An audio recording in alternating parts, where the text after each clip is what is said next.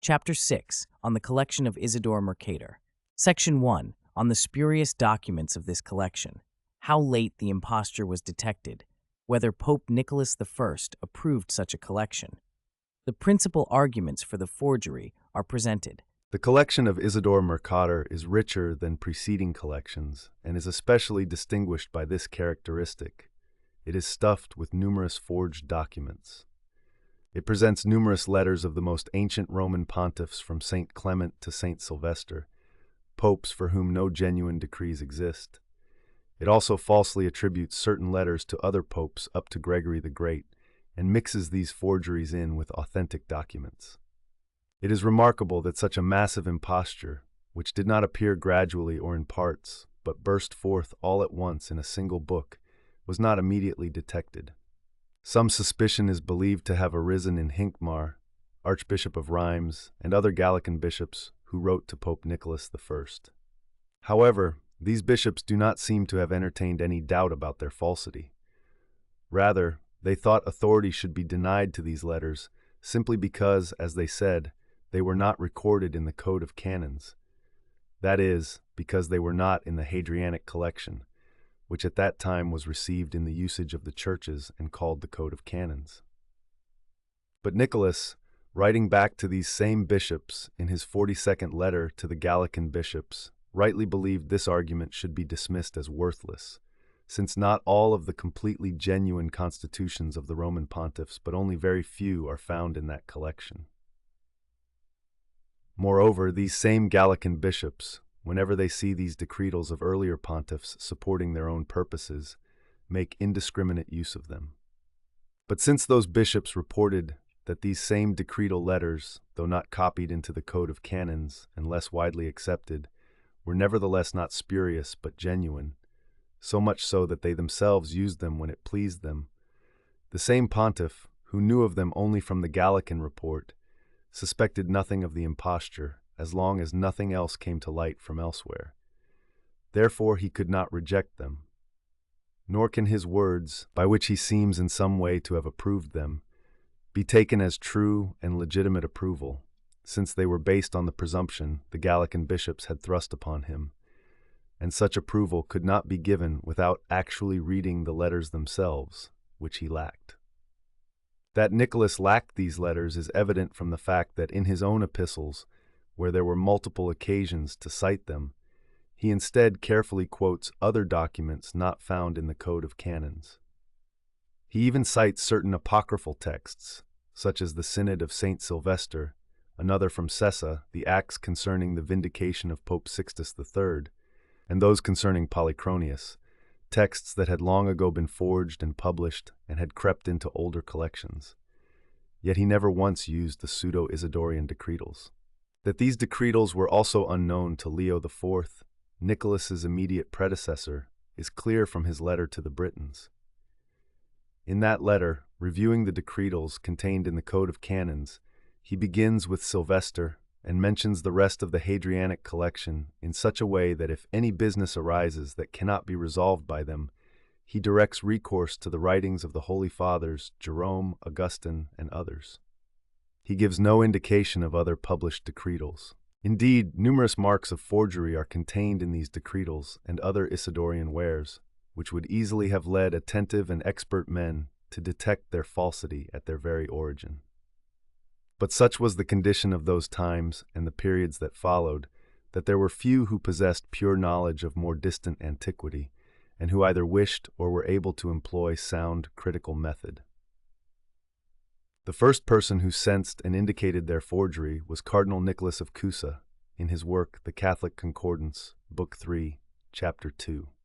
For John Wycliffe, who before Cusa blurted out that the decretal epistles are apocryphal and lead astray from the faith of Christ, and clerics who study them are fools, he was not trying merely to cast suspicion on the decretals forged by Isidore, but rather was striving to overthrow the authority of all decretals. But after Cusa, gradually many others were stirred up and brought forward so many strong proofs of the forgery that no one can now reasonably doubt such impostures. It will suffice here to sketch out some of the arguments for the forgery. Not trivial is the evidence that emerges from the preface itself. The title is inscribed to Saint Isidore the bishop, and the formula inserted in the preface itself also declares him a bishop, since it calls bishops our brothers. But these very words of the preface show him to be Spanish. At the beginning of this volume, we have placed how a council is celebrated among us. After the preface is added an order for celebrating a council taken from the Fourth Synod of Toledo, chapter 4. Who else could this Spanish Isidore, both bishop and saint, be except the famous Saint Isidore, Bishop of Seville? That this same collection, scarcely published, that is, in the 9th century, was commonly attributed to him on the basis of this very preface is sufficiently known from Hincmar of Rheims' 7th letter, chapter 12. But what greater imposture could there be than to attribute to Saint Isidore, Bishop of Seville, a collection containing 8 Toledan councils from the 5th to the 13th, and 1 council of Braga, all of which were celebrated after his death? And by the same anachronism, to make mention in the preface itself of the 6th Ecumenical Council, which had not yet been held while Saint Isidore was alive. What about the fact that in the letters attached to ancient pontiffs of the first 3 centuries, numerous testimonies of sacred scripture are read from the version of Saint Jerome which was published later? What about the fact that most of the consular dates appended to these same letters either cite consuls who never appear in the consular lists, or if they are found in the lists, they do not at all match the age of the pontiff who supposedly authored the letter? Add the invented names of magistrates, archiflamens, chief flamens, and so forth, and the terms primates, archbishops, and apocrisiaries, which anyone even slightly versed in ancient history and ecclesiastical discipline will easily understand to be completely foreign to the age and usage of those ancient pontiffs. Add that the letters contain no indication of ancient customs, but very many features of later discipline. Others have noted quite a few other arguments more fully, which there is neither time nor need to recount here. We believe 2 points alone must not be omitted, which, although separately they might admit some response, nevertheless, when joined together, present an evident demonstration of the imposture. First, some of these letters are said to have been addressed to all bishops, others to all the Orthodox, to all churches, to the bishops of Italy, Gaul, Spain, Africa, Germany, and so forth. Therefore, many copies of them ought to have been disseminated throughout the world.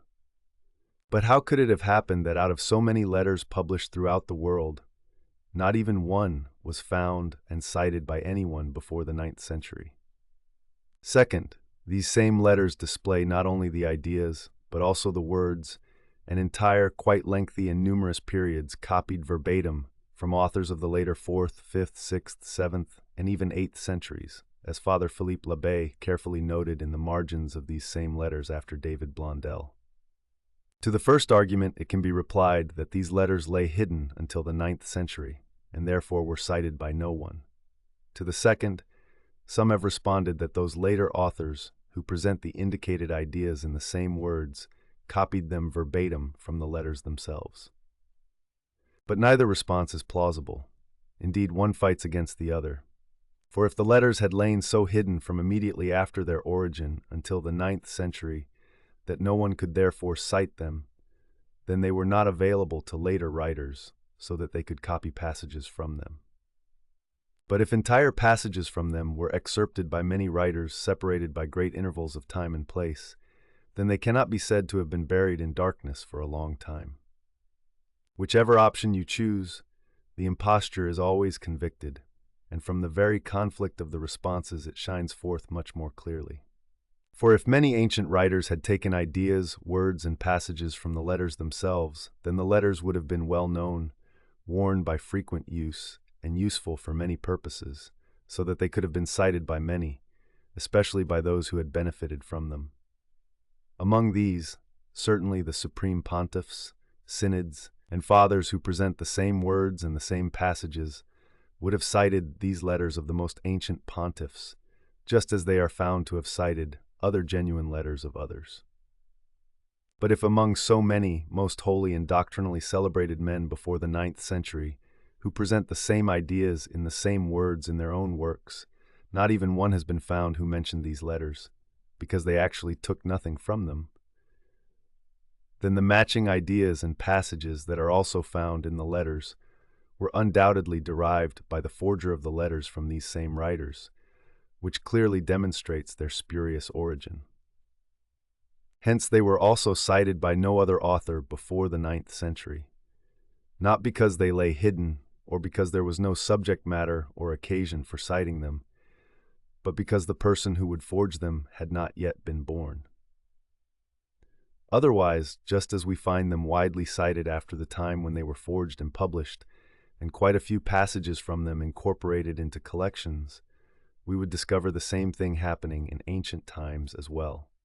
If they had truly been written and published by those ancient pontiffs to whom they are attributed. Section 2. Other genuine documents inserted in the same collection, from what sources they were drawn.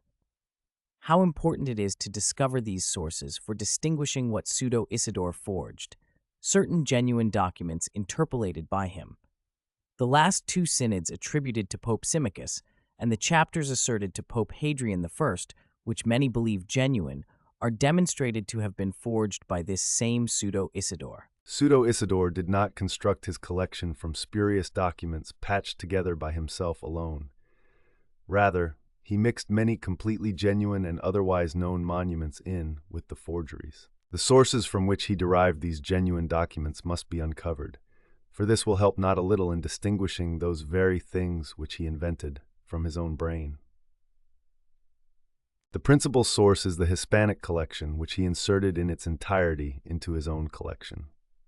And since the common opinion was that Saint Isidore of Seville had been the author of the Hispanic collection, he gladly seized upon the name of Isidore, which was venerated by all, and inscribed it to his preface. Chapter 2, number 8, decrees that every year the sacred oil should be consecrated by bishops on Maundy Thursday according to apostolic tradition and the statutes of the decretals, in which the same matter is commanded. This is believed to indicate the second pseudo-epistle of Fabian. Therefore, this edition seems to have been established after the year 829, but before 836. It is indeed remarkable that Rabanus, who shortly after 841 dedicated his penitential to Otgar, or Autkar, Bishop of Mainz, produced nothing from the Isidorian forgeries. Whether he did this because he placed no trust in them, or rather because they had not yet appeared, so that the decree of the Council of Aachen would be incorrectly attributed to the pseudo-epistle of Fabian, let others judge. But if this second option is judged more probable, and much more so if one believes with Blondel that the impostor excerpted certain formulas and phrases from the letter of Jonas of Orleans to Charles the Bald, who obtained the kingdom in 839, then the Isidorian collection would have to be dated as published around the time when Benedict the Levite published his books of capitularies, namely around 845. The first explicit mention of the forgeries is found in the letter of Charles the Bald to the bishops at the Assembly of Quierzy, written in 857. Nor should one be troubled by the collection attributed to Remedius of Chur and published by Goldast with this inscription: Canons of the Ancient Alemannic Church, excerpted from the epistles of the pontiffs by Remedius, Bishop of Chur, at the command of Charles the Great, King of the Franks and Alemanni. Volume 2 of the Alemannic Affairs, Part 2, page 134, edition of 1730. Since this king died in 814, Goldast thinks the collection itself was composed around 813. This collection was more extensive, and additions were made to it by Notting, Bishop of Constance, who died in 934. But these additions of Notting, along with a not inconsiderable part of the canons collected by Remedius, were cut out and removed from his manuscript, as the same Goldast reports. The chapters published by him that survive are only 49 in number, and these display in order excerpts from only the pseudo-epistles of the ancient pontiffs from St. Clement to St. Urban. But these very excerpts, which the author derived from the pseudo-Isidorian collection compiled after Charlemagne, as we have seen, clearly demonstrate that there is an error in the title, or in the interpretation of the title concerning Charles the Great, and that Remedius, who is reported as the author of these excerpts, must be assigned to a later age. Perhaps, instead of Charles the Great, we should understand Charles the Fat, who may have been called Charles the Great, just as Emperor Louis II is found to be called Louis the Great. Charles the Fat was first king of the Alemanni after the Pseudo-Isidorian collection had already been published, and later obtained the empire. Section 14. Many proofs demonstrate that Pseudo-Isidore was not Spanish but Franco-German. We have learned from Hincmar's testimony that the collection came forth from Mainz, and that copies were disseminated throughout Gaul. Although he was mistaken in presuming the author to be Saint Isidore of Seville, and thus reporting that it had been brought from Spain, nonetheless his claim that the same collection was published from Mainz is strongly confirmed by comparing it with the testimony of Benedict the Levite. For this reason, those who first cited these forgeries in the 9th century are Franco-Germans. None are Spaniards or writers from other regions. Indeed, we may gather from the 121st epistle of Innocent III, Book 2, that the Spaniards either remained ignorant of this collection for a long time or did not accept it. From this we learn that in a certain case they presented to Alexander III their own codex of canons, in which the Council of Emerita was described along with other councils. But this council, along with others, is described not in the Isidorian collection, but in the fuller Hispanic collection. Therefore, the body of canons received among the Spaniards, even at that time, was the Hispanic collection. The oldest Isidorian manuscripts are Franco-German, so much so that even those which were carried to other regions and reached back to the 9th century came from Gaul, as will be clear in the next paragraph regarding 2 Vatican manuscripts written in the 9th century. Add to this that in the pseudo-epistles many Franco-German idioms are found, along with the same stylistic barbarisms that are detected in other Gallic and German writers of the same age. But the distinctive Spanish idioms that can be noted in Aetherius and Eulogius are completely absent.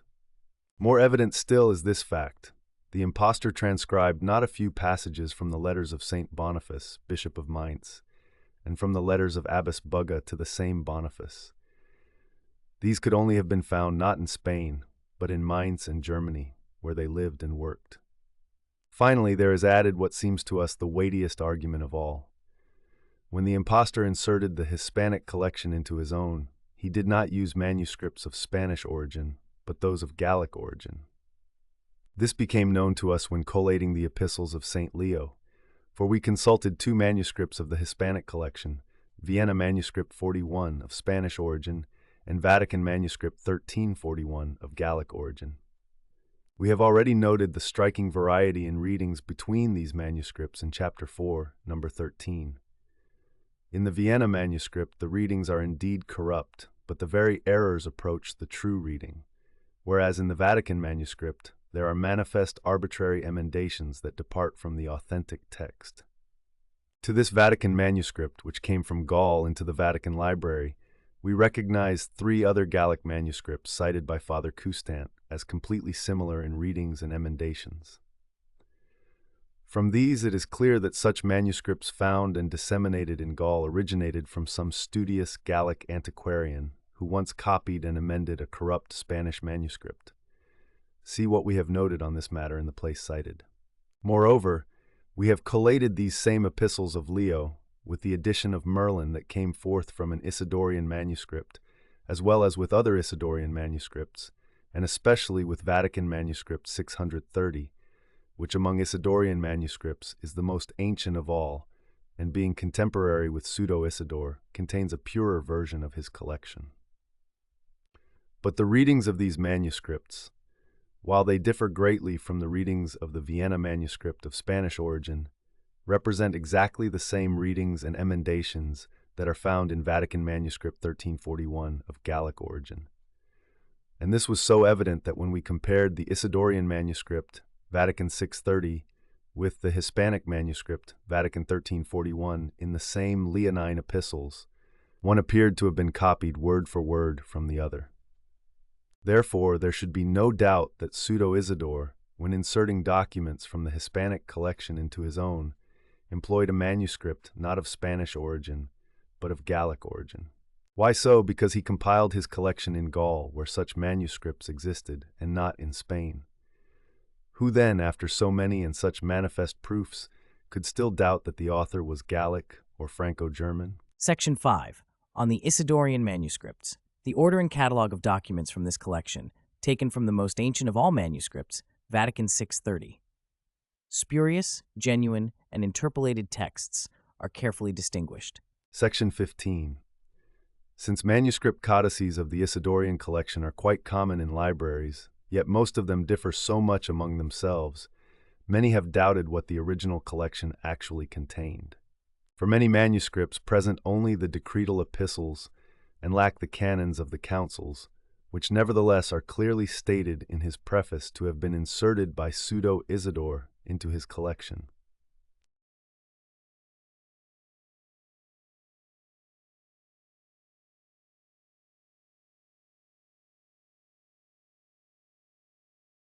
For some are more extensive in their epistles, which they either insert within the Isidorian texts or add at the end.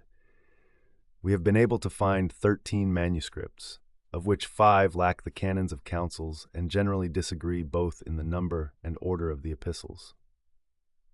Such are the manuscripts Vatican 629, 3788, 3791, 4873, and Vallicellana D38.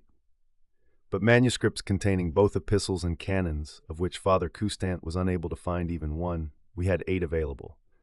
Vatican 630, 631, and 1340, Vatican Ottobonian 93, Casanatensis A11 and 14, the Florentine manuscript of the Dominicans of San Marco, number 182, the Paduan manuscript 100 of the Lateran canons of San Giovanni and Viridario, and the Venetian manuscript of the Ducal Library of San Marco, divided into 2 volumes, numbered 168 and 169.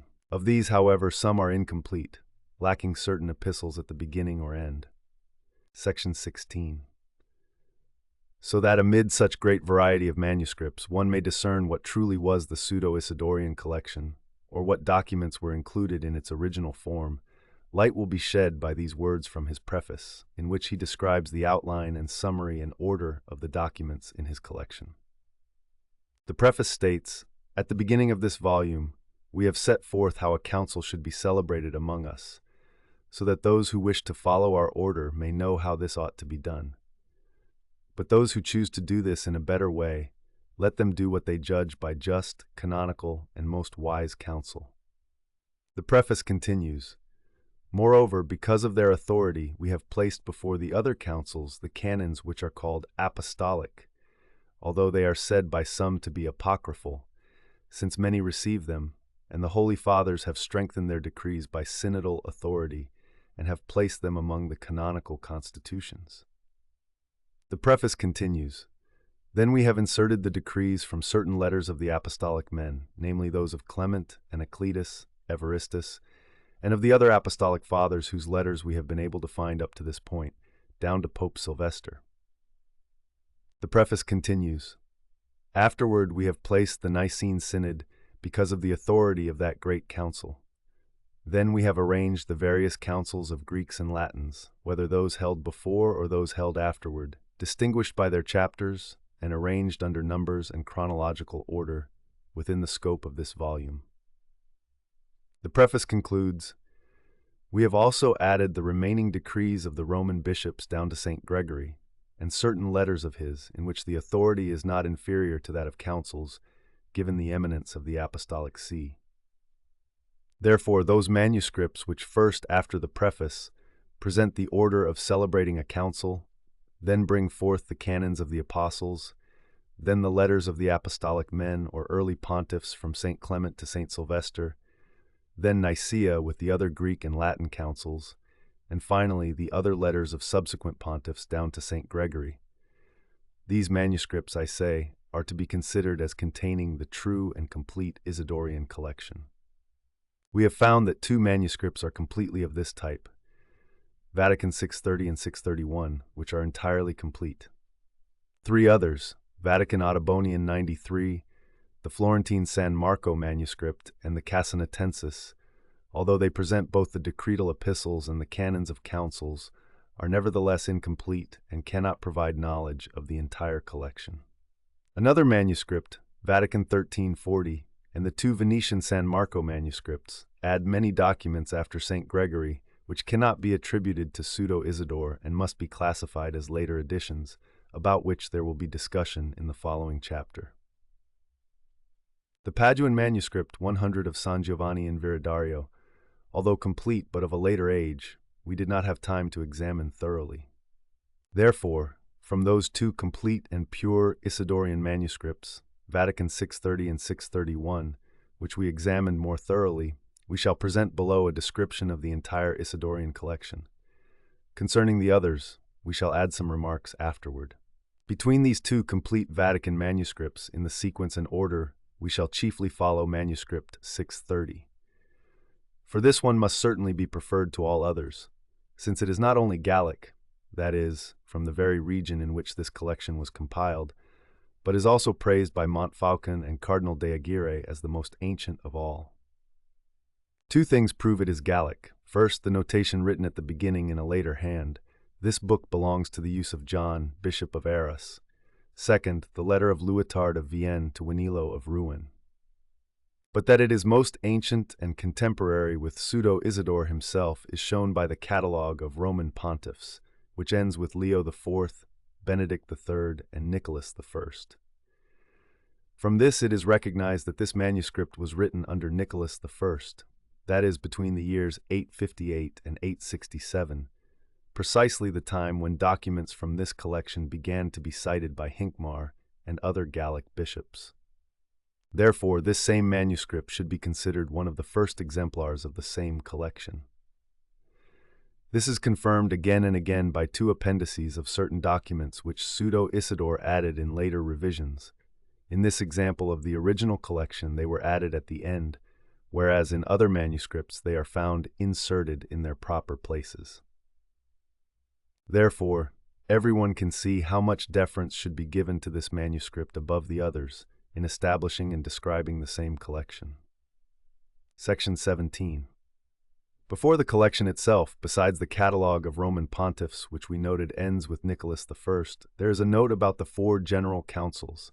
This is found in Gratian's Decretum, Distinction 15, Canon 1, and is taken from St. Isidore of Seville's Origins, Book 6, Chapter 16.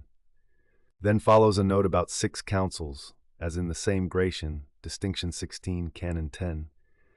Then another note about 21 other councils, of which the first 8 are Ancyra, Neo-Caesarea, Gangra, Sardica, Antioch, Laodicea, Carthage, and the African Council, which follow the series of the Hadrianic collection. But the other 13 are Gallic, with none Spanish, which indicates that this note was composed in Gaul. The same list exists in Gratian, Distinction 16, Canon 11, where however 3 other Gallic councils are added, thus completing the number to 24. Then in the manuscript, after the mention of the Council of Macon proposed as number 21, 8 other numbers are added from 22 to 29, which however are left empty. Then follow another 18 numbers from 30 to 47, in which are indicated the Hispanic councils and others, which are listed with the same numbers in the table of councils to be recited shortly. There is appended a notice of provinces, which Andreas Scotus, Peter Bertius, and Emmanuel Schellestratius have made public, and afterward a notice of the Gauls, which has been published by many. All these annotations and notices exist not only similarly in Vatican Manuscript 631 and other examples that contain the complete Isidorian collection, but also in Vatican Manuscript 1341 of the Hispanic collection of Gallic origin. Therefore, there can be no doubt that either they were transferred from some such example of the Hispanic collection into Isidorian manuscripts, or from Isidorian manuscripts into those codices of the Hispanic collection. But all these things that precede and do not pertain to Isidore's collection are closed by the aforementioned letter of Luitard, Bishop of Vienne, to Winilo of Rouen, written in the year 868, which is unique to Vatican Manuscript 630 and was published from it in Volume 10 of the Councils, Venetian edition, column 1403. Section 18. After these preliminary matters, the Isidorian collection begins with the preface under this title. Here begins the preface of St. Isidore the Bishop, Isidore Mercator, servant of Christ, to his fellow servant, the reader and parent in the Lord. Greetings in the faith. It continues, I am compelled by many, and so forth. It was published from Vatican Manuscript 630 by Cardinal de Aguirre. See Volume 1 of the Councils, page 4.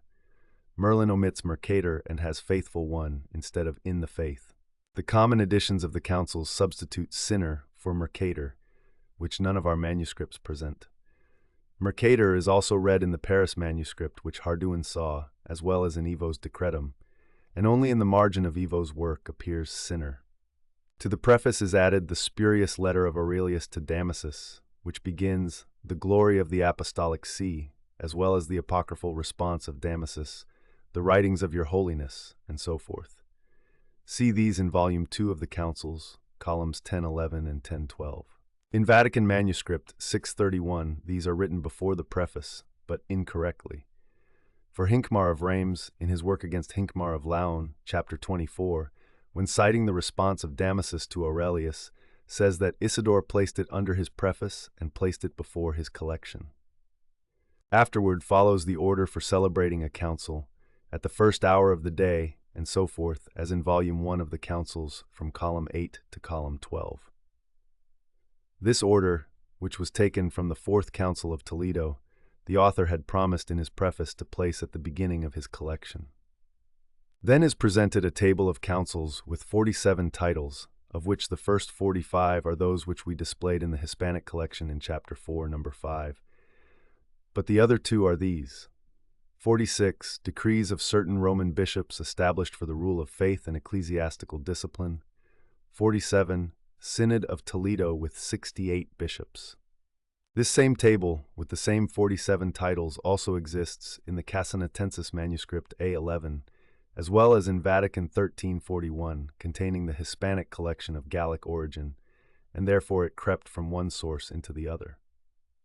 Certainly, the two titles 46 and 47, which agree neither with the body of the Hispanic nor with that of the Isidorian collection, are recognized as additions. Indeed, there is an error in title 46, which does not express any council, but is that very title in the Hispanic collection, prefixed to the second part, which contains the decretals of the Apostolic See. There are added two other spurious letters, one of St. Jerome to Damasus, which begins, the glory of your holiness, and so forth; the other of Damasus to Jerome, which begins, the church rejoices in your fountain, and so forth. These were published by Heinsius, Celestratius, and others. Most recently they were inserted in the appendix to the works of St. Jerome, volume 11 of the Veronese edition, page 275.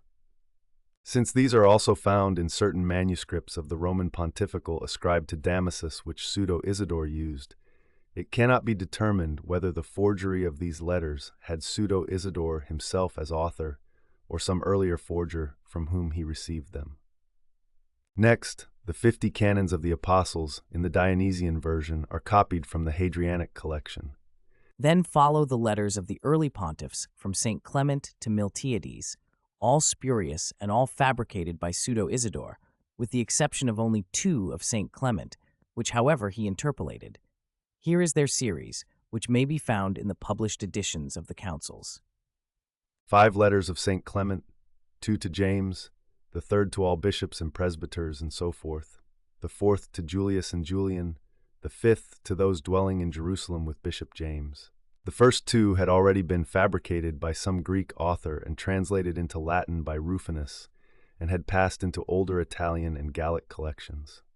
Only the second letter is inscribed in Italian collections as the Precepts of St. Peter, under which title we shall publish it in this volume among the documents of ancient canon law.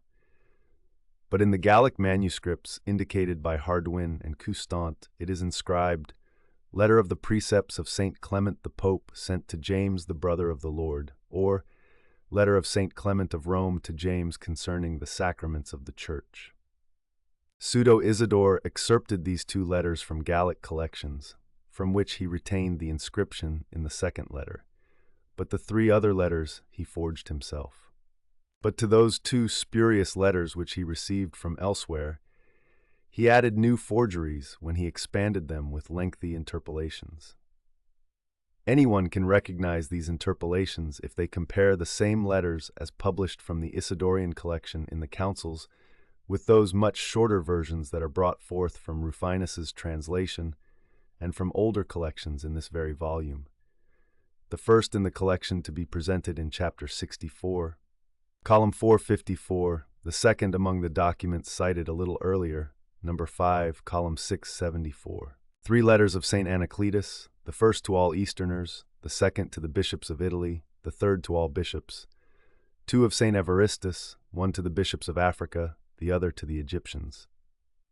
3 letters of St. Alexander the first to all the Orthodox, the other 2 to all bishops. 2 letters of St. Sixtus the first to all Christians, the second to all bishops. 1 of St. Telesphorus to all Christians. 2 letters of St. Hyginus, one to all Christians, the other to the Athenians. Likewise 2 of St. Pius the first to all Christians, the second to the Italians. 1 of St. Anetius for Anicetus to the bishops of Gaul. 2 of St. Soter, the first to the bishops of Campania, the second to the bishops of Italy. 1 of St. Eleutherius to the provinces of Gaul. 2 letters of St. Victor I, one to Theophilus, bishop of Alexandria, the other to the Africans. 2 of St. Zephyrinus, the first to the bishops of Sicily, the second to the bishops of Egypt. 2 of St. Callistus I, one to Bishop Benedict, the other to the Gallic bishops. 1 of St. Urban I to all Christians. 2 of St. Pontian, the first to Felix of Succerbonum, the second to all Christians. 1 of St. Anterus to the bishops of the provinces of Baetica and Toledo. 3 of St. Fabian, the first to all bishops, the second to the Easterners, the third to Bishop Hilary. 2 of St. Cornelius, one to all bishops, the other to Bishop Rusticus. 1 of St. Lucius the first to the bishops of Gaul and Spain. 2 of St. Stephen the first to Bishop Hilary, the second to all bishops. 2 of St. Sixtus II, the first to Bishop Gratus, the second to the bishops of Spain. 2 of St. Dionysius, one to Urban the prefect, the other to Bishop Severus.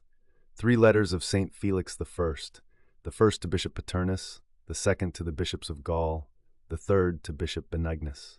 2 of St. Eutychian, the first to the bishops of Baetica, the second to the bishops of Sicily. 1 of St. Gaius to Bishop Felix. 2 of St. Marcellinus, one to Bishop Solomon, the other to the bishops of the East. 2 of St. Marcellus, the first to the bishops of the province of Antioch, the second to the tyrant Maxentius. 3 of St. Eusebius, the first to the bishops of Gaul, the second to those of Egypt, the third to the bishops of Tuscany and Campania. 1 of St. Miltiades to the bishops of Spain. In this first part, which pertains to the early pontiffs from St. Clement to Miltiades inclusive, or exclusively, up to St. Sylvester, Pseudo-Isidore forged 59 letters, and he included and interpolated 2 that had been previously attributed to St. Clement. Section 19. The part that presents the councils follows. There is prefaced a work entitled On the Primitive Church and the Nicene Synod. Since this work is placed after the letters of Miltiades, it is cited by Gratian and others under the name of that same pontiff. But in the manuscripts it lacks a name. It is, however, like a preface by Pseudo-Isidore himself to the following constitution. It begins, "No one who reads the divine scriptures," and so forth, as in Volume 1 of the Councils, Venetian edition, column 1562. There is added the constitution of Constantine to Sylvester, in the name, and so forth. Those things which are Savior and Redeemer, and so forth. In the same place, column 1564. This document is apocryphal. Some attribute this to Pseudo-Isidore. Balsamon recites certain Greek fragments of it. But Father Passan found the complete document written in Greek in Vatican Greek manuscripts 614, folio 76, 789, folio 185, 973, folio 39, and 1416, folio 127, as Father Labbe noted. From this, Baronius and Binius not improbably suspected that this constitution was fabricated by Greeks, and afterward rendered into Latin and taken up by Pseudo-Isidore. Indeed, it is found in Latin in the Gallic collection, which the ancient Colbert manuscript 3368 presents in first place. See what we said in Part 2, Chapter 8, Number 3. Although this document seems to be an addition in that collection, nevertheless, since the same Colbert collection is older than Pseudo-Isidore and has received nothing Isidorian, it is quite credible that he drank this document from this source. or perhaps from another older Gallic collection. There follows, at what time the Nicene Council was held. The canons of general councils began from the times of Constantine, and so forth, and it ends with the words, they handed down the second creed after the apostles. This is the beginning of the preface of the Hispanic collection, which we gave in full in Chapter 4, Number 5. There begins the letter or preface of the Nicene Council. To the most blessed Sylvester, Bishop of the Apostolic See in the city of Rome, and so forth. This is the preface taken by Pseudo Isidore from the collection published in this volume. See column 22. Afterward are copied the canons of the councils of Greece, Nicaea, Ancyra, Neocaesarea, Gangra, Sardica, Antioch, Laodicea, Constantinople, Ephesus, and Chalcedon, as well as the formula of Atticus. Likewise the canons of 8 councils of Africa, 7 of Carthage and of Milevis. Then the canons of the councils of Gaul, 3 of Arles, Valence, Turin, Riez, Orange, Vaison, Agde, and Orléans. Finally, the canons of the councils of Spain, Elvira, Tarragona, Girona, Zaragoza, Lerida, Valencia, and the 1st, 2nd, 3rd, and 4th councils of Toledo. The beginning of Braga I, which is interrupted by the insertion of 9 other synods of Toledo from 5 to 13. The last of these, which is incomplete at the end in Merlin's edition, is read complete in Vatican 630 and other Isidorian manuscripts. Afterward, the Synod of Braga I is again added but complete, and immediately Braga II. Then the chapters of Martin of Braga and the Council of Braga of the year 675, and finally 2 synods of Seville. All these things Pseudo Isidore took from the fuller Hispanic collection of Gallic origin, such as is in Vatican manuscript 1341, with the same repetition of Braga I, and with the same readings freely amended, as we noted earlier. Only in the Nicene Council, after the Creed, is the catalogue of bishops omitted, which is read in the same manuscript of the Hispanic collection. Section 20. The third part follows, which presents the letters of the other Roman bishops from St. Sylvester to St. Gregory. The same preface is placed before these, having arranged the councils thus far, and so forth, which we presented in the Hispanic collection in Chapter 4, Number 6. But the first document that is produced is spurious. There begin certain excerpts from the Synodal Acts of St. Sylvester the Pope. In the times of St. Sylvester the Pope and Constantine the most pious Augustus, a great council was held at Nicaea, and so forth, as in Volume 1 of the Councils, from column 1575 to the words in column 1578, let it be designated in writing. But since in the edition of the Councils these excerpts are followed by the Synodal Acts of St. Sylvester themselves, with the title Canon or Constitution of Sylvester, from which Pseudo Isidore plucked these excerpts, these acts too, which are equally spurious, are reported as woven into the Isidorian collection in that place. But although they are read in some Isidorian manuscript, they are nevertheless absent from our manuscript and the others we have consulted. Indeed, he would have undertaken useless labor in arranging excerpts from those same acts, if he had thought the acts themselves should be inserted into his collection.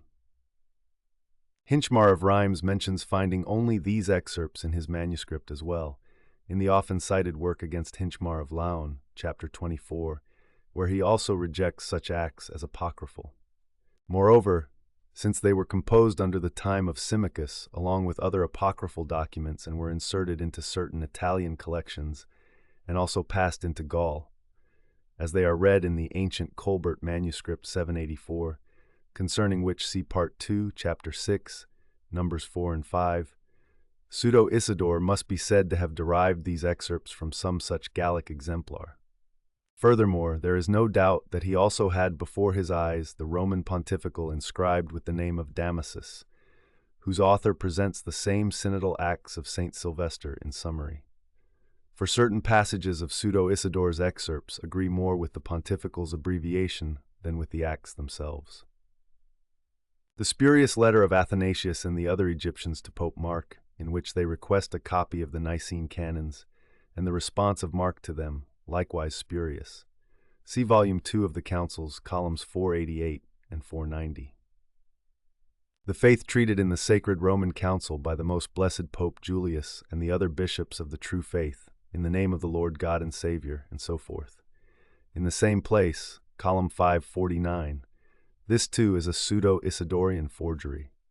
The letter of the same Pope Julius to the Easterners on behalf of Saint Athanasius. It would have been fitting for you, brothers, to instruct others in ecclesiastical disciplines, and so forth. In the same place, column 497, it is apocryphal. The response of the Easterners, likewise apocryphal, although concerning all, and so forth.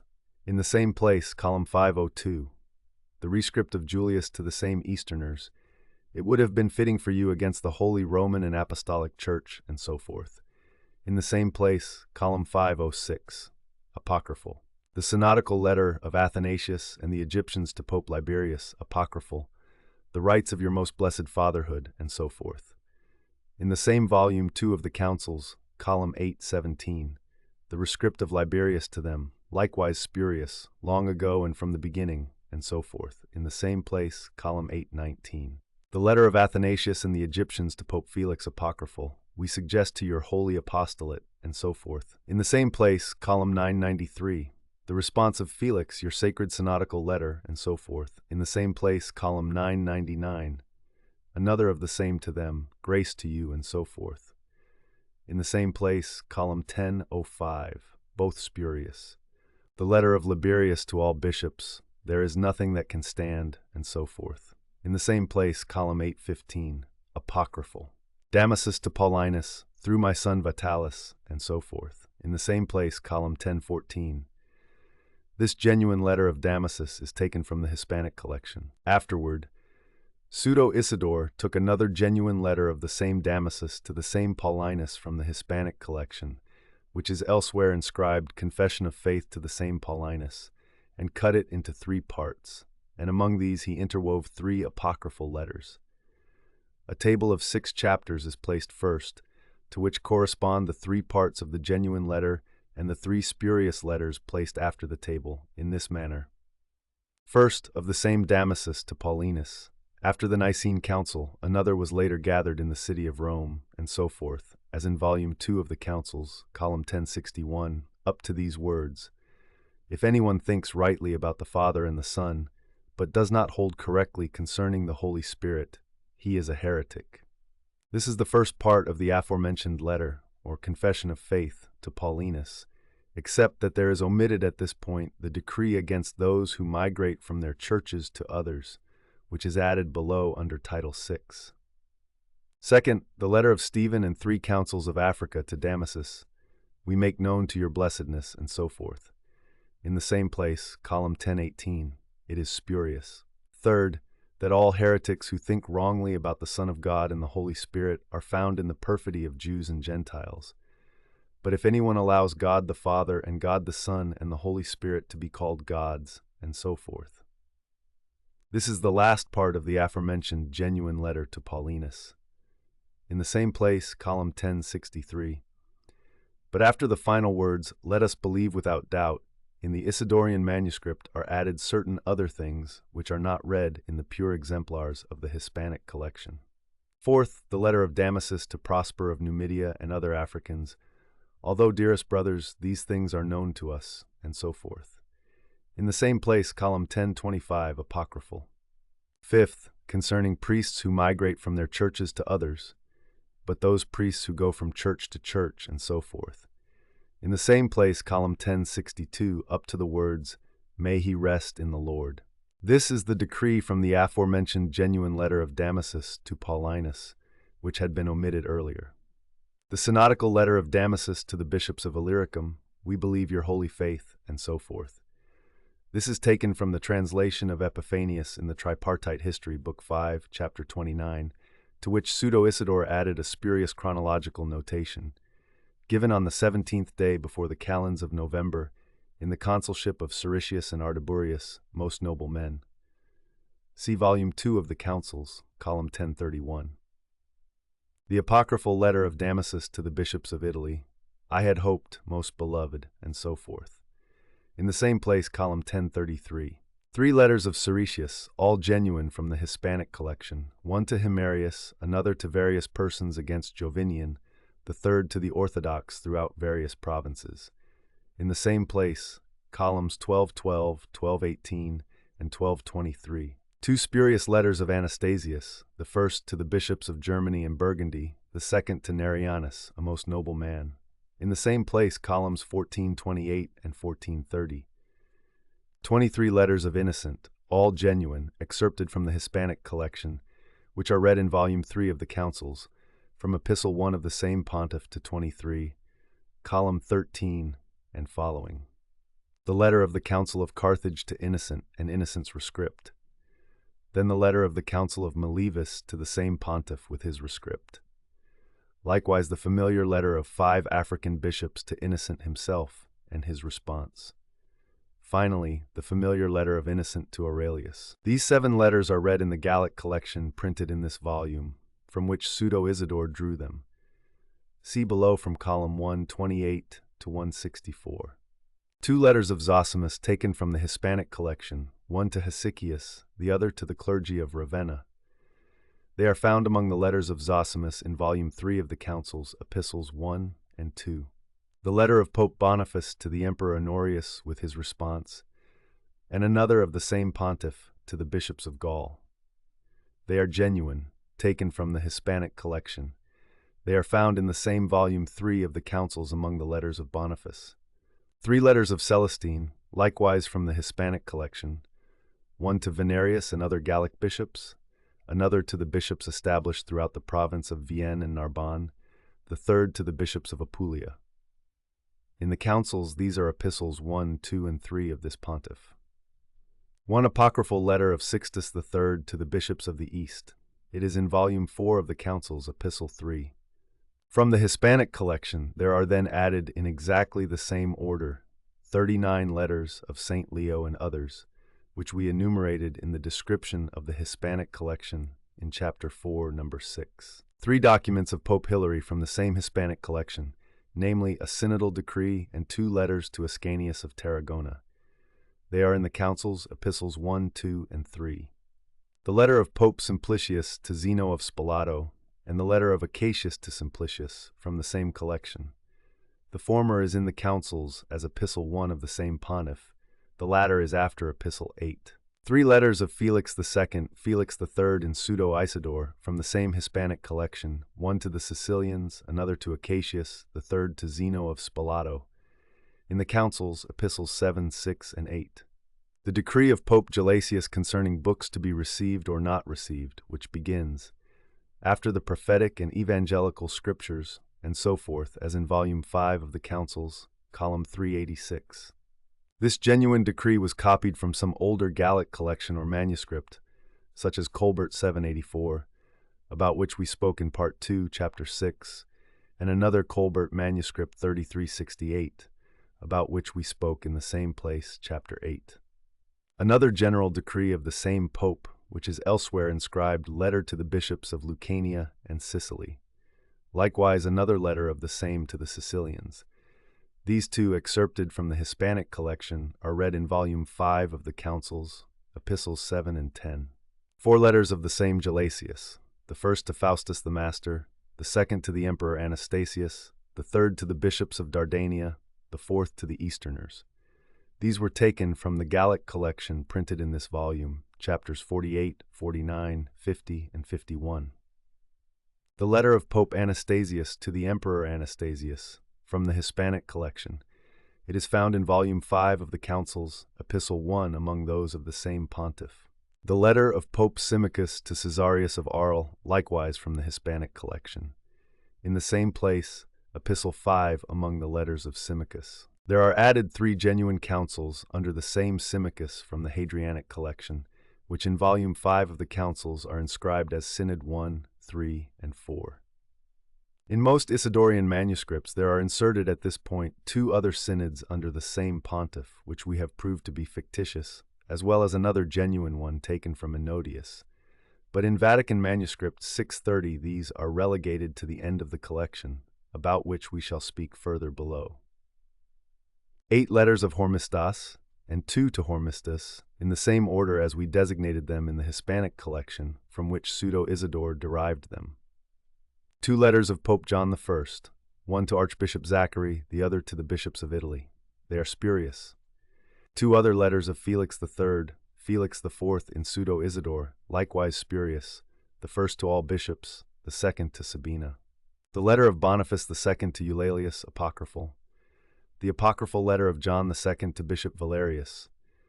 The letter of Agapetus I to Bishop Anthemius of Constantinople, likewise apocryphal. The letter of Bishop Amator to Pope Silverius and his response, both spurious. The genuine letter of Vigilius to Profuturus, taken from the Hispanic collection, but in Pseudo-Isidore it is inscribed to Euterius on account of a corrupt reading, concerning which see chapter 4, number 15. To this letter he added from his own work 2 chapters, the 6th and 7th. The letter of Pelagius I to Bishop Vigilius in Vatican 631 to Julius, spurious. The decrees of Pope John III to the Germans and Gauls, likewise spurious. The apocryphal letter of Pope Benedict to Bishop David. 3 letters of Pelagius II, one to the bishops of the Synod of Constantinople, the second to Archbishop Beninus, the third to all bishops especially of Campania and Italy, all apocryphal. 6 letters of St. Gregory the Great. The first 3 are genuine, taken from the Hispanic collection, the first and second to Leander, Bishop of Seville, and the third to King Recared. These are read in Book 1 of the Register, Epistle 43 of the Morist edition, and in Book 9, Epistles 121 and 122. Afterward are added 3 other letters of the same Gregory, which could have been taken either from his register or from other Gallic collections. One to Secundinus, which is found in Book 9, Epistle 52, but in Pseudo-Isidore it is interpolated with a long addition, which however we shall see was fabricated by another, earlier impostor in Part 4, Chapter 8.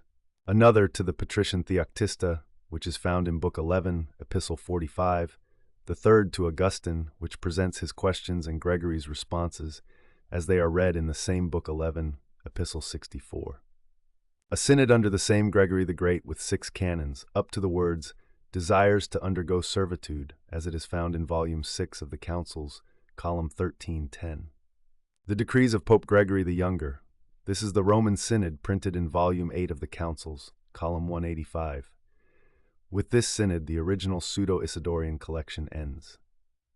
Furthermore, in Vatican Manuscript 630, from which we have drawn this description of the collection, a blank page follows, which confirms that the same collection ended with the aforementioned synod, so that what is added after that same page in the same manuscript must be reckoned as a later addition. But there are added in the same handwriting as the entire manuscript the following documents which pertain to the case of Pope Symmachus. The apologetic pamphlet of Ennodius for the Roman Palm Synod and for Symmachus. See Volume 5 of the Councils, column 479. Synods 5 and 6 under the same Symmachus, which we proved spurious in number 7 above. They are found in the same place, columns 501 and 509. 2 letters of Ennodius attributed to Symmachus. One to Laurentius of Milan, which begins, "The movement of a religious conscience comes forth." It is read in the works of Ennodius, but with the title, Third Speech of Ennodius given to Stephen, Vicar of the Apostolic See, to be spoken to Bishop Maximus. The other to the patrician Liberius, which in the same Ennodius is Epistle 1 of Book 5. Moreover, since these documents, especially the 2 spurious synods, are attributed to Pseudo-Isidore, and are found inserted in other exemplars of the Isidorian collection after the 3 genuine synods of Symmachus, these seem to have been added by Pseudo-Isidore in later revisions, and therefore they are written at the end of the aforementioned manuscript, Vatican 630, which in the preceding folios contains the original collection devoid of these documents. After such additions, in the same manuscript another blank and empty page is left, and then the following items are added in the same handwriting. The chapters ascribed to Pope Hadrian and handed over to Engilramnus, Bishop of Metz. There are 52 chapters, to the last of which are immediately attached another 19 chapters. These, which were published in Volume 8 of the Councils, column 599, we demonstrated in number 8 above to be spurious and composed by the impostor after his first production. The disputation between the Emperor Constantius and Liberius, Roman Pontiff. The Emperor Constantius said, and so forth, as in the Tripartite History, Book 5, Chapter 17. certain decrees collected here and there from the Acts of the Council of Chalcedon, which we also find in other collections. Concerning the transfer of bishops, from Book 12 of the Tripartite History, chapters 8 and 11. Another selection from the letter of Pope Pelagius, that a bishop ought not to transfer from one city to another. This is the end of the manuscript. The chapters falsely attributed to Hadrian I, which appear in other Isidorian manuscripts that insert the pseudo-synods of Symmachus in their proper place, are placed after the decrees of Gregory the Younger and are believed to belong to Isidore's collection, since they are found only there and in works derived from the Isidorian tradition. Certainly the forgery of these chapters displays the characteristic methods of Pseudo-Isidore, and we have observed that they were excerpted from the same forged letters composed by him, so that the same artificer of all these works becomes apparent. However, since Pseudo-Isidore wrote in his preface that he would append the decrees of Roman bishops not all the way to Hadrian, but only to St. Gregory, we must conclude that these chapters did not belong to his original production, but were fabricated by the same author later on. For this reason, they are rightly listed separately among the editions in our manuscript. Vatican Manuscript 631, which once belonged to Cardinal Peter, Bishop of Rouen, written in the 12th century, contains everything that is in Vatican 630, with the exception of the two final additions concerning the transfer of bishops and the selection from Pope Pelagius's letter. Only the ordering is changed in some places. The additions pertaining to Symmachus are described in their proper place after the three genuine synods of that pontiff, while the chapters of Hadrian are then appended with the rest after the decrees of Gregory the Younger, without any indication that they are additions. What is unique to this manuscript, however, is that after the Isidorian collection, it adds the entire Hadrianic collection and the version of the Sixth Council under Pope Agatho. Section 6. Concerning certain manuscripts that contain the Isidorian collection in a form that is not entirely pure or complete. Certain apocryphal letters wrongly attributed to Pseudo-Isidore. We have explained thus far what constitutes the pure and complete Isidorian collection. Now we must discuss certain manuscripts that present it with additions foreign to the collection itself, or in a form that is not entirely complete.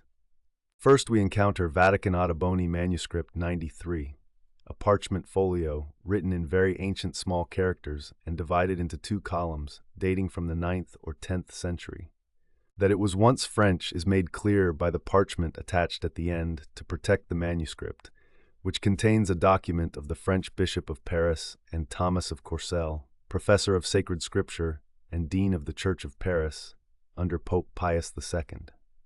This manuscript presents at the beginning the letters of the early pontiffs, then the canons of councils, and afterward the decrees of subsequent prelates of the Apostolic See, that is, the Isidorian collection itself.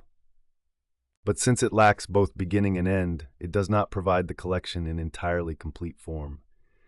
This deficiency is supplied by two other manuscripts, Casanatensis of the Preaching Fathers of the Minerva, marked A1114 and Vatican 3791.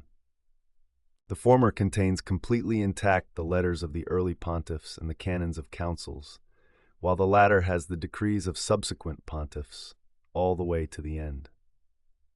Thus, these manuscripts agree with the aforementioned Vatican Ottoboni manuscript in their respective portions, so that what is missing from it, whether at beginning or end, can safely be supplied from them, as if the Ottoboni manuscript had been divided into two parts that are contained in those two manuscripts. Father Coustant saw similar Isidorian manuscripts that lacked only the canons of councils.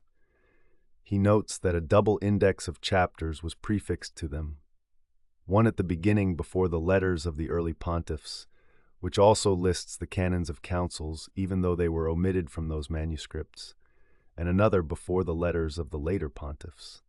We have found these indexes only in the aforementioned copies, the first indeed in the Casanatensis manuscript, since Vatican Ottoboni is mutilated at the beginning, and the second in Vatican Ottoboni and in the other Vatican 3791.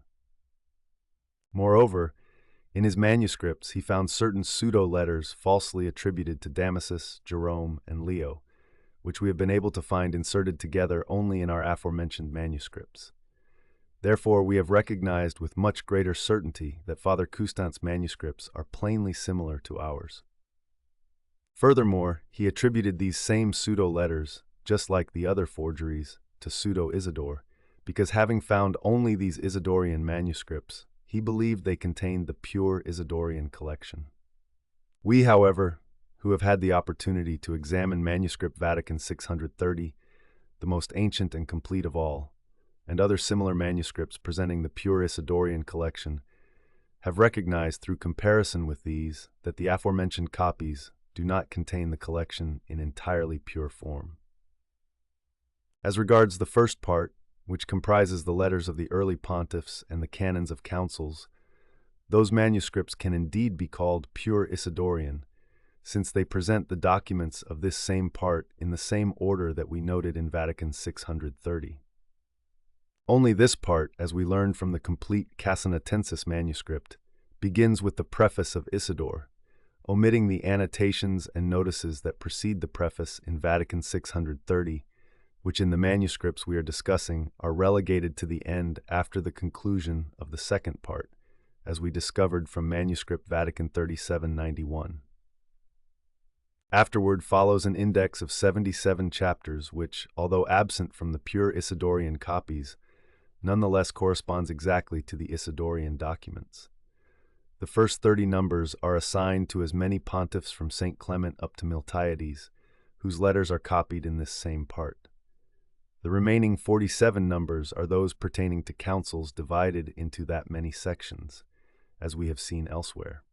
In the second part, however, which concerns the letters of the later pontiffs, the divergence of these manuscripts from the pure Isidorian ones is not slight.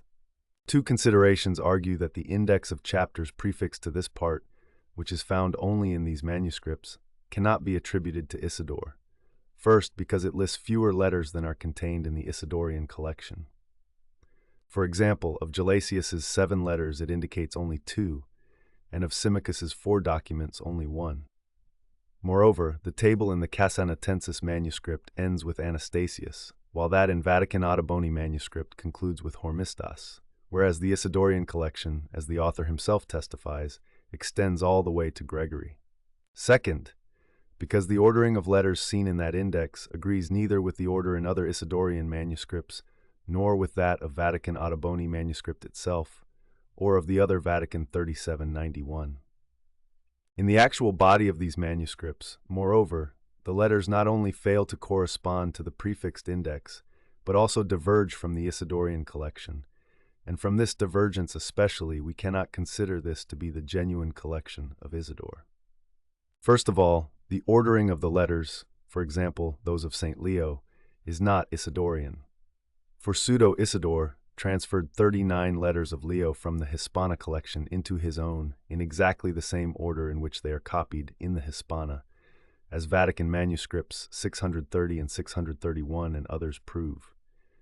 Hence, the author of that augmented Isidorian collection, which we shall describe in the following chapter, likewise retained this same order. For although he inserted many additions, he nevertheless preserved the letters copied from Isidore in the same order he found in the Isidorian manuscripts. But in the manuscripts of which we are currently speaking, an altogether different ordering of Leo's letters is introduced, and the same confusion of order exists also in the letters of Innocent and others. Then under Damasus at numbers 15 and 22, the confession of faith he sent to Paulinus is cited twice, which begins with the words after the Council of Nicaea. It is read only once in the pure Isidorian copies. Moreover, in Leo's letter to the Africans it is presented in an augmented form, in which certain chapters are appended that were omitted from the Hadrianic edition, whereas Isidore gave a different, abridged form from the Hispana. See our note on that letter number 12. Add finally that several letters are adjoined, partly genuine and partly spurious, which are lacking in the pure Isidorian manuscripts. Thus among the letters of Damasus 3 are inserted, in Volume 2 of the Councils, column 1017, of which 2 are apocryphal, one from Damasus to Jerome, beginning, since there are many bodies of books, and another, Jerome's response, beginning, As a supplicant, I read the letters of your apostleship. The third, however, is from Damasus without title, beginning, Since reverence is owed to the apostolic see. This one is genuine, rendered into Latin from Greek, inserted by Epiphanius Scholasticus into the Tripartite History, Book 9, Chapter 15, where it is reported as having been sent to the Easterners. Among the letters of Leo, 18 are additions, and among these, letter 28 to Flavian is copied twice from different sources. Nor is there lacking the apocryphal letter that we relegated to the appendix of the first volume concerning the privilege of chorepiscopi, or presbyters, to all the bishops of the churches of Germany and Gaul, which we learn was forged earlier from the letters of John III fabricated by Pseudo-Isidore himself, in which this same letter of Leo is cited. Moreover, after St. Gregory's letters are added, sayings from the letters, excerpted from various places, namely from various letters of St. Gregory the Great. And after the chapters of Hadrian, 3 items are appended. First, a letter of the Pope, the Bishop of Spalensis, that is St. Isidore of Seville, to Laudefridus of Cordoba, which Loaysa published from a Spanish manuscript, and which is reproduced from Loaysa in volume 7 of the Councils, column 434. Second, another letter of Isidore to Bishop Maso concerning the restoration of priests, which is believed to be spurious by John Morin in his work on penance, Book 4, Chapter 15, number 6. Third, a catalogue of the names of heretics who disturbed the unity of the Church. It begins, certain heretics also, and so forth, as in Gratian's Decretum, Cause 24, Question 3, Chapter 39. It is taken from Book 8 of the Etymologies of St. Isidore of Seville, Chapter 5. These last editions, which are absent from Vatican Ottoboni 93 because that manuscript is mutilated at the end, became known to us from manuscript Vatican 3791, in which this second part is preserved intact. Does not this manifold divergence of such manuscripts from the other older and purer Isidorian copies demonstrate that the pure collection of Isidore is not found in them? Nor should anyone suspect that the additional documents, especially those 3 apocryphal ones we mentioned, were added through later efforts of Pseudo-Isidore. This is sufficiently refuted, especially by manuscript Vatican 630, in which, since the later editions of this same Pseudo-Isidore are found described in a double appendix at the end, we cannot doubt that those additional documents from the aforementioned manuscripts would have been appended there with the rest if they had been added by the same Pseudo-Isidore as author.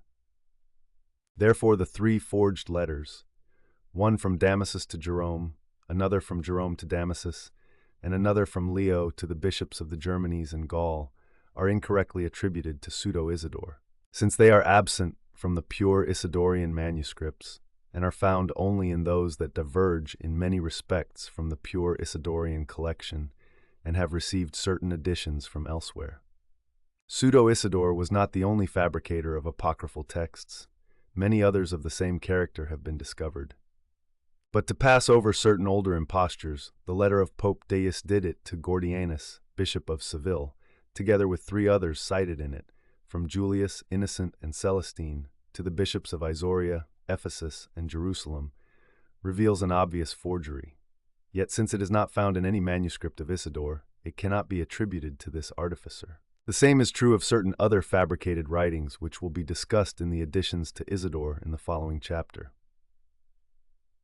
The Florence manuscript of St. Mark, numbered 182, written around the 12th century and containing both letters and canons, diverges somewhat from the pure Isidorian collection in its final part.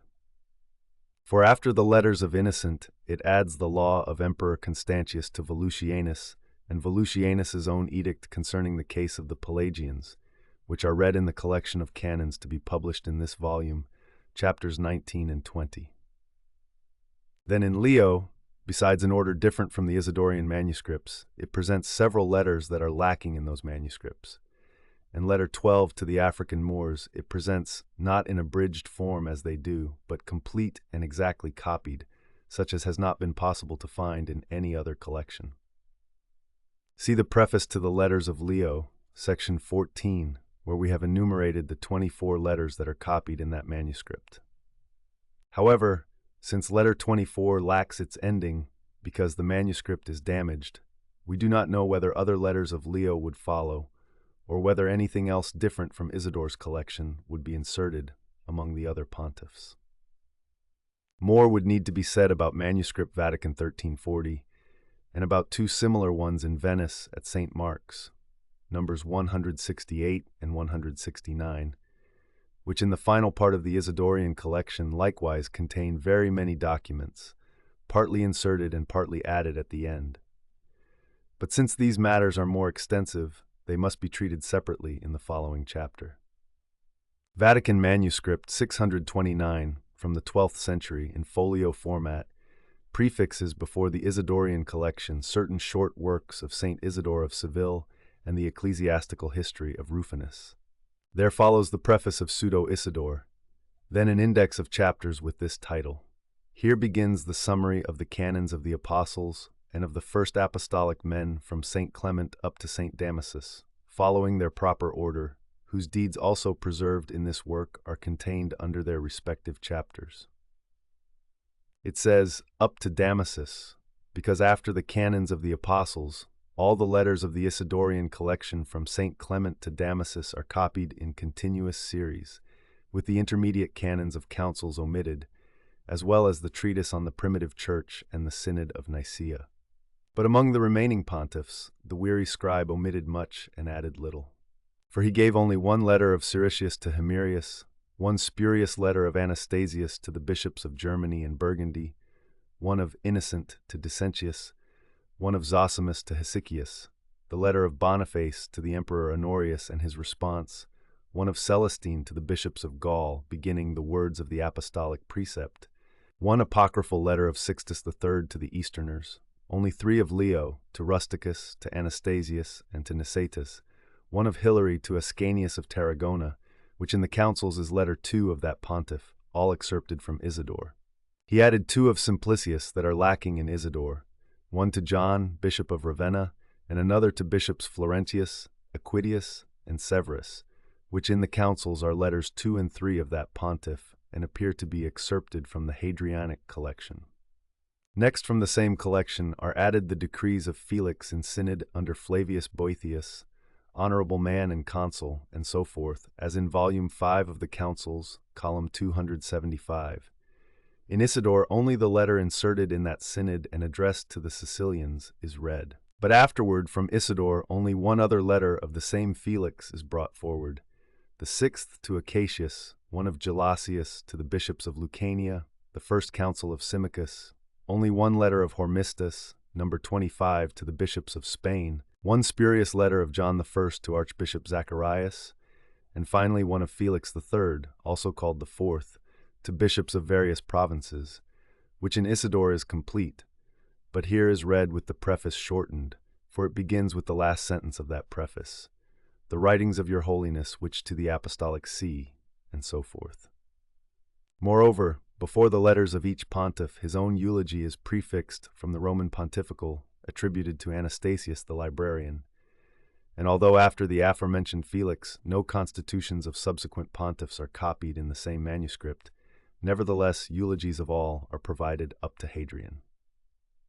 There follow 10 chapters of Gregory VII, beginning, whosoever of soldiers or of any order or profession holding ecclesiastical properties, and so forth, as in the Roman Council celebrated in the year 1078. Then the order concerning the discernment of penitents, which Pope Gregory established. The canons assigned to sinners for certain sins 3 years of penance, one of these on bread and water, for certain sins 5 years, and so forth. The ending is, that we may attain eternal life. This order we have found nowhere else thus far. The final document is the Synod of Pope Urban II, held at Piacenza in the year 1095, which is found in volume 10 of the Councils, column 824. Vallicellian manuscript D38, from around the 10th century, with the canons of councils omitted, contains the letters of the Isidorian collection from St. Clement to Damasus, as in the preceding manuscript. Besides the preface of Pseudo-Isidore, it also has the short work on the primitive church. It appends the letters of Nicholas I in the case of Rothad, Bishop of Soissons, which are read in the edition of the councils.